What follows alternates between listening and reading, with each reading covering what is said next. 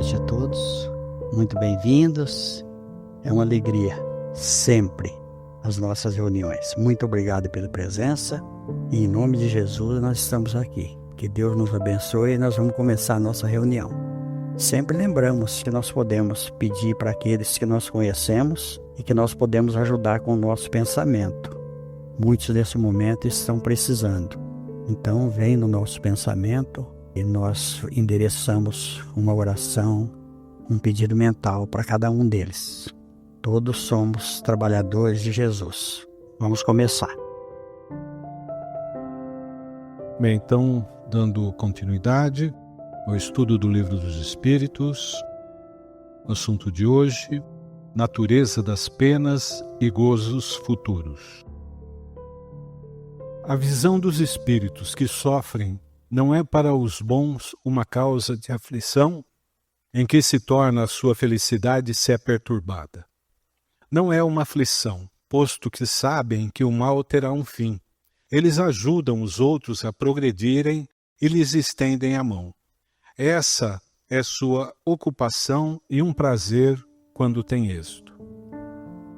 Isso se concebe da parte dos espíritos estranhos ou indiferentes, mas a visão dos pesares e dos sofrimentos daqueles que amaram sobre a terra não perturba sua felicidade? Se não visse esses sofrimentos, é que vos seriam estranhos depois da morte. Nós vamos dar uma paradinha aqui para a gente entender um pouco. Então, olha só. Olha como que o Kardec, isso é divino. Ele perguntou tudo aquilo que qualquer um de nós, se tivesse essa oportunidade, perguntaria. Então está aqui, ó. A ocupação é um prazer quando tem êxito. Por isso que nós temos os nossos anjos da guarda que nos dão sugestão a toda hora. Sempre para o bem, mas muitas vezes a gente desvia, porque nós temos o livre-arbítrio. Então, quando um espírito que nos acompanha, que está assessorando a nossa encarnação, ele vê que a gente fez uma coisa boa, que a gente está direcionando a nossa vida para uma coisa melhor, para o bem, ele fica muito feliz e muito satisfeito, porque ele está vendo que nós estamos seguindo o caminho. Agora, nós temos as perturbações também, então nós estamos sempre tendo as duas interferências, mas nós sabemos discernir o que é bom e o que é ruim para nós. Mas muitas vezes por conveniência, às vezes para a gente que não analisa muito uma situação, a gente acaba cometendo alguma coisa que vai ser nociva, mas sempre tem uma recuperação. Essa é a beleza da doutrina espírita, ninguém está condenado para sempre. Nós vamos ver na reunião de hoje isso daí. E aqui embaixo, ele fala que da parte dos espíritos estranhos ou indiferentes, quer dizer, aqueles que não foram nossos parentes, que não teve um vínculo mais próximo conosco, mas aqueles que foi, por exemplo, um pai, um irmão, e vê um filho sofrendo. Então está aqui a resposta. Se não vissem esse sofrimento, é que você seria estranho depois da morte. Eles têm que ver isso daí. Porque vendo isso é que nós vamos receber ajuda, nós que estamos no corpo físico. Nós vamos ver isso no livro Ação e Reação do André Luiz. Nós vamos ver assistência ali dos espíritos superiores para um grupo de pessoas que estão precisando de ajuda. Nós vamos ver ali um caso muito interessante que é Clarindo e Leonel. Nós não vamos entrar em detalhe que nós vamos encerrar hoje esse capítulo. Mas é muito interessante, nós vamos ver isso no livro Obreiros da Vida Eterna. Nós vamos ver isso num livro do Dr. Jorge Andréa, um psiquiatra dedicado à doutrina espírita. Ele escreveu um livro fantástico, Forças Sexuais da Alma. Nós vamos ver, porque a maior energia que nós temos, todos nós encarnados, é a energia sexual. Tanto é que ela transforma. Essa é uma energia que realmente mexe, porque é uma energia espiritual. Então, esse livro, Forças Sexuais da Alma, vai trazer para nós esse assunto que está falando aqui, numa visão diferente. Olha só para vocês verem. Tem um livro interessantíssimo, Espiritismo para Crianças. Foca isso aqui também. Olha como que a doutrina espírita é progressiva. É uma doutrina que ela traz a realidade da vida para nós. Então, todos aqueles que conviveram conosco no corpo físico, por exemplo, nessa encarnação, aqueles que desencarnam e vê que nós estamos cometendo certos deslizes, e no plano espiritual nós vamos sofrer as consequências, porque Jesus diz que a colheita é obrigatória, eles vão ver a gente no plano espiritual sofrendo. mas eles têm condição de ajudar. E é necessário que eles vejam isso. Nós vimos isso no estudo do livro Nosso Lar aqui com a dona Laura, no caso da sobrinha dela que chegou muito perturbada na colônia Nosso Lar. Mas nós vamos ver isso numa porção de livro. Tem Sexo e Destino, do André Luiz, que traz para nós informações fabulosas. Olha só, nós vamos ver isso também no livro do Conde Rochester, Herculaneum. Esse livro vai contar uma história envolvendo um grupo de pessoas, mas ele vai além do corpo físico. Olha só, espiritismo na nossa vida é a doutrina da realidade, da lógica. Ora, a religião vos diz que as almas vos veem, mas eles consideram vossas aflições sob um outro ponto de vista, pois sabem que esses sofrimentos são úteis ao vosso adiantamento se os suportais com resignação. Eles se afligem, pois, mais com a falta de coragem que vos retarda, que com os sofrimentos em si mesmos, que não são senão passageiros. Olha só. Por quê? Porque tudo passa. Nós vimos Chico Xavier, quando ele estava preocupado, que ele pediu uma orientação para Maria, mãe de Jesus, e veio a orientação. Ele achou, pegou, tomou até alguma coisa para tomar nota. O Espírito falou para ele, não, ela só disse para você que isso também passa. Então tudo passa na nossa vida. Os momentos de alegria vão passar. Os momentos de dores, de angústia vão passar. Porque tudo é passageiro na nossa vida. Nós estamos num corpo físico transitório. O espírito é imortal. O espírito não é imaterial, ele é imortal. Porque o espírito é uma matéria quintessenciada segundo os espíritos. Nós falamos matéria porque nós estamos na Terra. A gente não tem condição ainda de definir o que é matéria. A matéria para nós é isso que nós vemos, que nós pegamos, que nós sentimos. Mas existem várias gradações. Por isso que a mediunidade perturba, porque nós vamos ver a matéria que nós conhecemos numa outra situação, numa outra dimensão. Mas vem o Espiritismo, vem o livro dos médiuns, para trazer o recurso para nós, para a gente poder lidar com essas coisas que, no momento, a ciência terrestre ainda não tem condição de definir nem de explicar. Só a doutrina espírita. Os espíritos, não podendo se esconder reciprocamente seus pensamentos, e todos os atos da vida sendo conhecidos, seguir-se-ia que o culpado está na presença perpétua de sua vítima? Isso não pode ser de outro modo, o bom senso o diz. Essa divulgação de todos os nossos atos repreensíveis e a presença perpétua daqueles que lhe foram as vítimas são um castigo para o culpado maior do que se pensa, mas somente até que ele tenha expiado suas faltas, seja como espírito, seja como homem, nas novas existências corporais. Que coisa fantástica. Olha só, então isso aqui, nós não podemos nos esconder no plano espiritual, porque o pensamento é a comunicação no plano espiritual. Quando eu penso, eu já me mostrei. Por isso que Jesus fala do pensamento. Onde está seu pensamento, está seu tesouro. Onde está seu pensamento, está seu coração. O pensamento é a transmissão mais perfeita que tem. Por exemplo, vem um espírito que ele viveu num outro país, num país onde tem, por exemplo, uma língua morta, mas ele tem a oportunidade de vir à mesa para receber ajuda. É através do pensamento que ele vai se conectar com o médium. Eu participei algum tempo do hospital psiquiátrico e a gente via ali jovens conversando e ninguém entendia nada.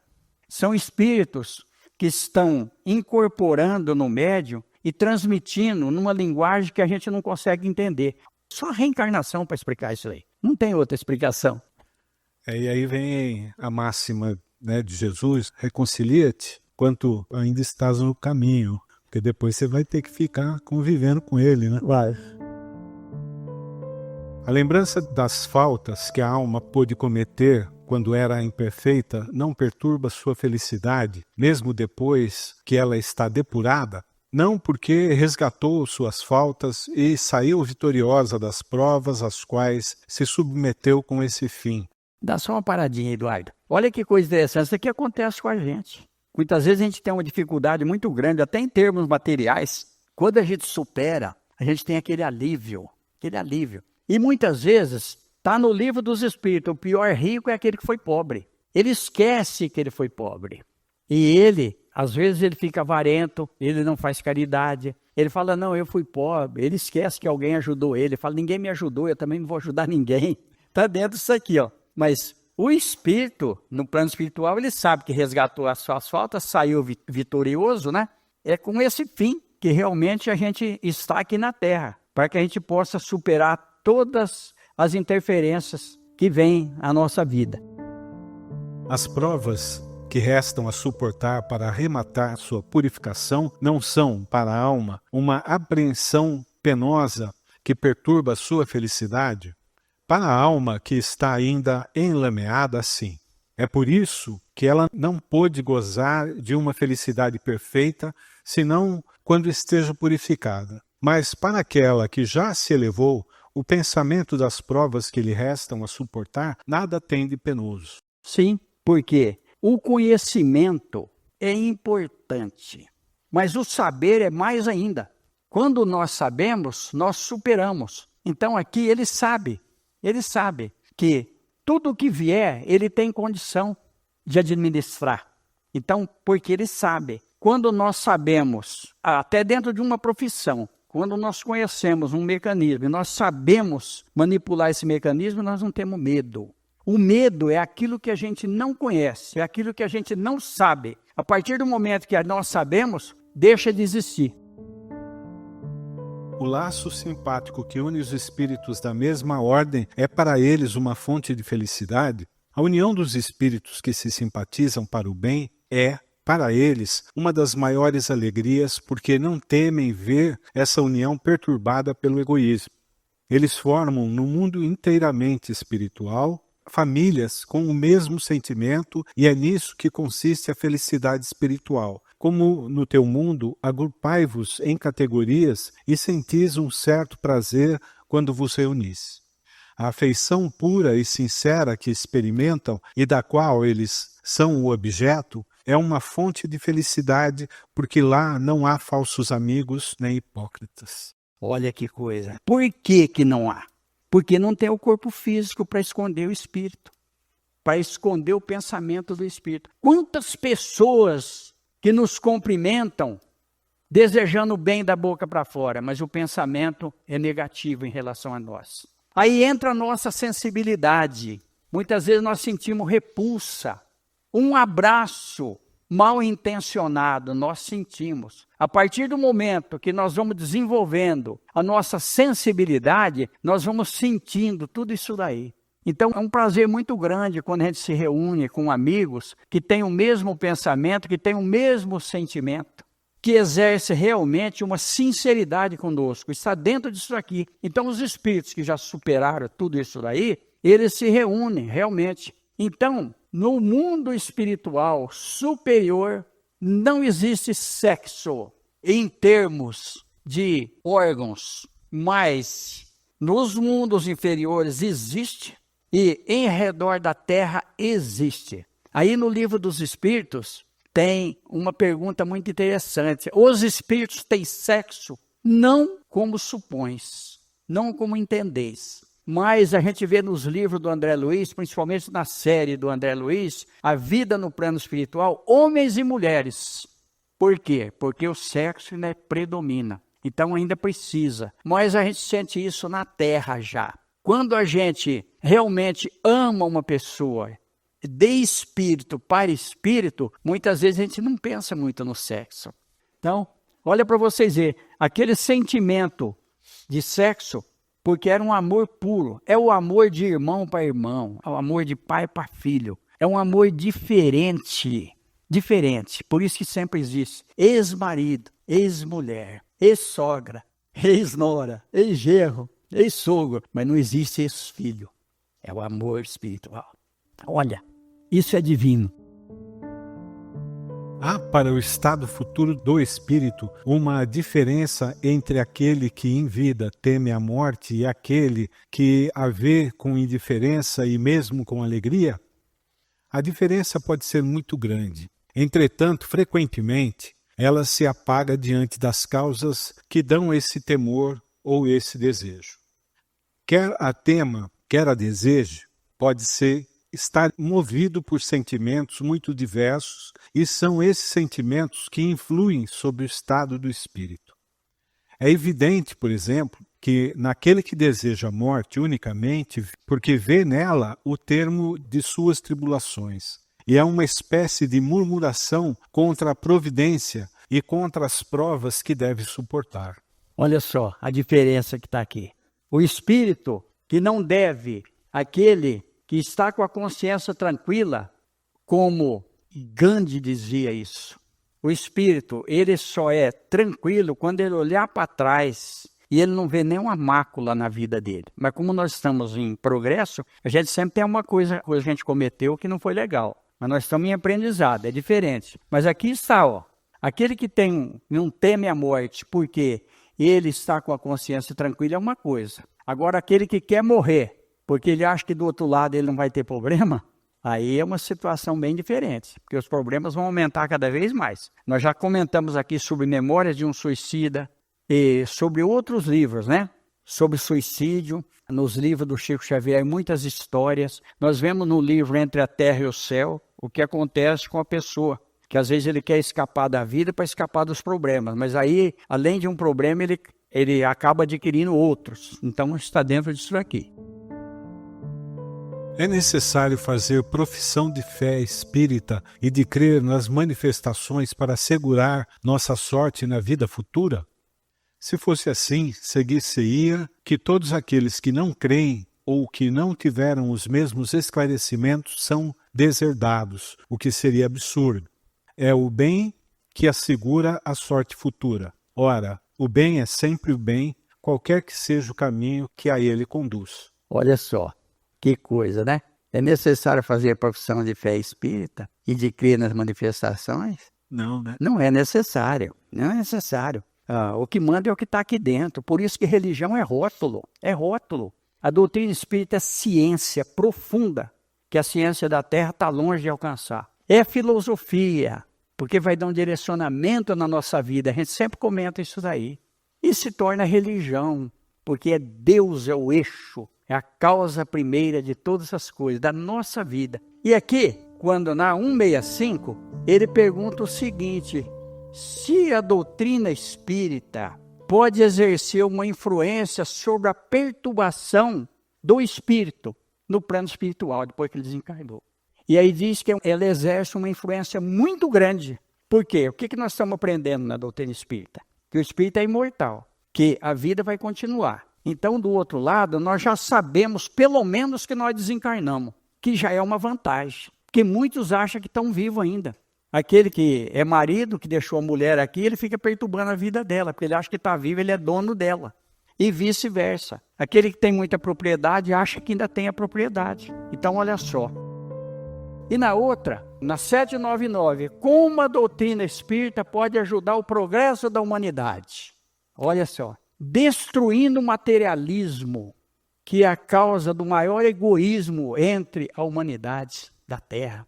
Então, uma vez que destrói o materialismo, nós vamos pensar no plano espiritual. Às vezes, nós conseguimos dirigir um carro, mas nós compramos 4 ou 5 quando pode. Fica na garagem. Nós comemos, às vezes, 2 bifes, mas tem alguém que não está comendo nenhum. Então, olha só para vocês verem a situação nossa na Terra, mas faz parte da nossa evolução. Tudo isso, nós não vamos querer mudar de uma hora para outra, que nós vamos ficar chato, porque a coisa mais chata que tem é a pessoa querer se tornar santo. Então isso é muito difícil. O Divaldo Franco conta uma história interessante, que ele foi fazer uma palestra e já era 3 horas da tarde e ele não tinha comido nada.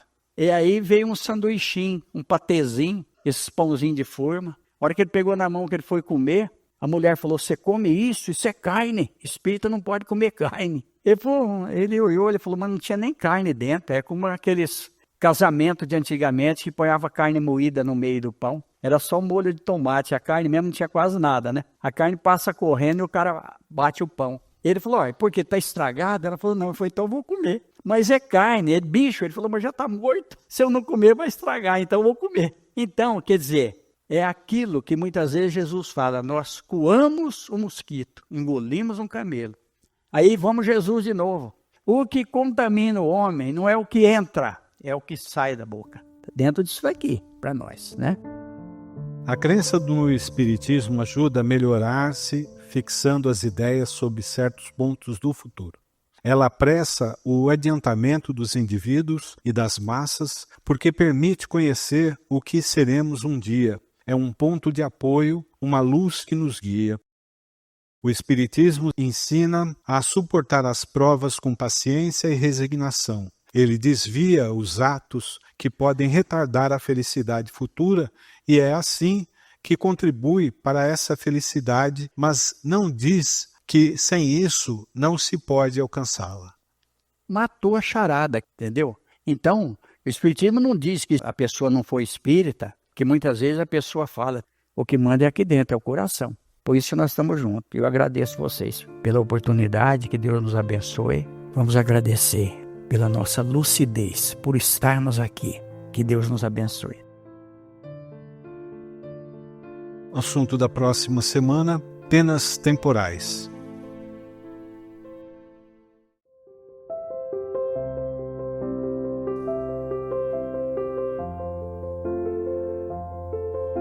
Eu agradeço vocês. Esse livro é fantástico. Olha, gente, não tem como não emocionar, não se entusiasmar, porque é Jesus na nossa vida, né? E uma vez conversando com o Dr. Nubor Facuri, reitor da Unicamp, falando a respeito da ciência, da doutrina espírita, e ele falou que a gente ainda ia mais ou menos uns 50 anos para os cientistas, para os homens que cuidam principalmente da saúde, entender a parte espiritual, entender realmente o corpo espiritual. E ele, inclusive, lançou um livro que chama Muito Além dos Neurônios, Dr. Nubor Facuri. Muito interessante o livro. Mas agora nós já temos vários médicos que estão trazendo para nós coisas interessantíssimas, como o Dr. Paulo César Frutuoso. Tem um outro médico também da USP, que é o Dr. Sérgio. Ele também está trazendo para nós muita coisa. Então a medicina está chegando num ponto, eu vou muito na Unicamp, e a gente vê que muito, inclusive um professor da Unicamp que eu não sabia, nós tivemos contato há pouco tempo agora, ele também é espírita, e uma série de pessoas que estão descobrindo na doutrina espírita realmente um segmento.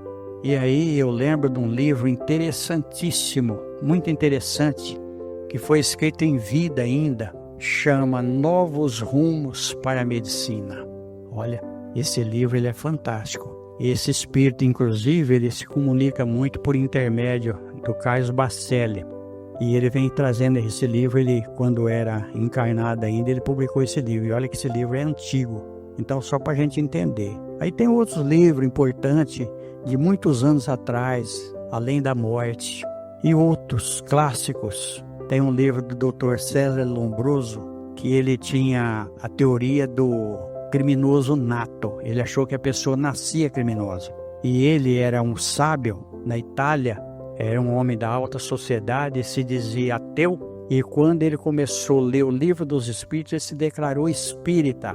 Ele rompeu realmente com aqueles mais ortodoxos e ele lançou um livro muito interessante. Hipnotismo e Espiritismo. Olha para nós aí. Então a gente agradece a todos, mas o importante é Jesus no nosso íntimo. É Jesus na nossa vida. Quando a gente tiver alguma coisa, a gente pede a Jesus que com certeza nós vamos receber. Então que Jesus nos abençoe, que Deus nos ampare. A gente agradece de coração. Quando formos dormir, vamos pedir ajuda espiritual, com certeza nós vamos receber. Vamos focar naquilo que mais nos incomoda, porque Jesus é a solução. Então, muito obrigado, que Ele nos abençoe. Muito obrigado, gente. Está encerrada a reunião.